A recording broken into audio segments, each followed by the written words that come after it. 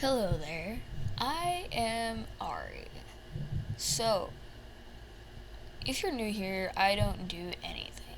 In fact, I don't do anything. So, just sit down, relax, and listen to this wonderful story. So, let us begin. For context, my dad and my mom got married. My dad had to get two freaking wedding rings because the first one didn't fit. So, he got two wedding rings. Flash forward, a good few years, they split up. My dad gives me both of his wedding rings, and I wear them every day. Well, wore them every day. And one day, I'm about to go camping in the middle of the desert, something I don't think anyone wants to do, but I go camping.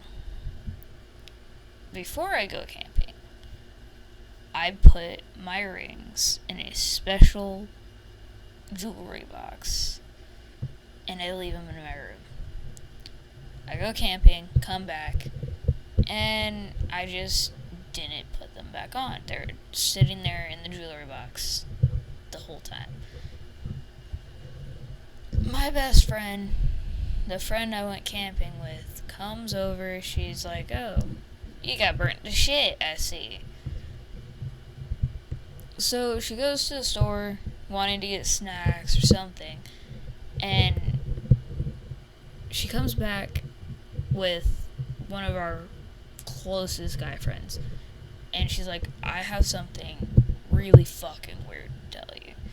And what she says might blow your mind. I don't know, maybe, but she tells me, so while I was walking back from the store, didn't pick anything up because I'm too broke for that shit, man. And she sees this man who, for some reason, is like selling a bunch of shit on the side of the road. And one of those items is a ring. He's like, "Hey, can I sell you this ring for $5? And she looks at the ring. She's like, "That's an expensive ass ring. Why is he selling it for $5? And she's like, "I only have $2. I can't buy that.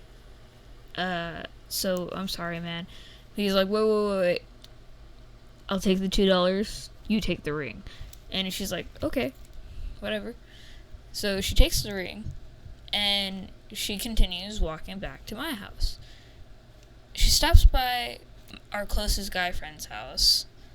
He lives just down the street from where I did at the time. And they just talk. They're sitting there talking in his front yard, and on the porch, in the middle of the porch, appears a ring.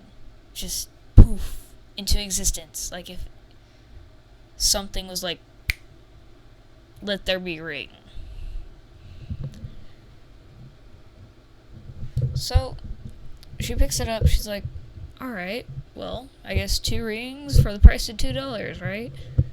So they're just laughing. They come over. They're like, "Hey," this is when she approaches me. She's like, "So, yeah, that's what happened." And my guy friend is like, "Yeah, it literally just appeared right before our eyes as we were talking." And I was like, "Okay, let me see the ring." And she was like, "Oh yeah, these are yours anyway." And I look at him like, "These are my dad's rings." And they're like, "No way. Those are not your dad's rings. We literally just saw one poof out of nowhere, and I just bought one." And I was like, "No shit, man. These are my dad's rings." And she's like, "Alright, go check your jewelry box. They should be in there if they're your dad's rings." And I'm like, "Yeah, good point." So I go in, I go into my jeweler box. They're not there. There's no rings in sight at all. I know. I put them in the jeweler box. So I'm like, look, they're my dad's rings. And they're like, fuck. What the fuck? So my dad wakes up. And we're like, these are your rings, right? And he's like, yeah, they're my rings. I, gave them to you a while ago. So, yeah, they're my rings. I'm like, they have a fucking weird story to tell you. And they tell him the story. Same story. Never, didn't change a beat. And he's like, that makes sense. They're my rings. And we just go about our day, hanging out. My dad gets ready for work. He goes to work. And to this day, I'm still in shock, in complete shock, of how the rings ended up where they weren't. And yeah, I can never get over that.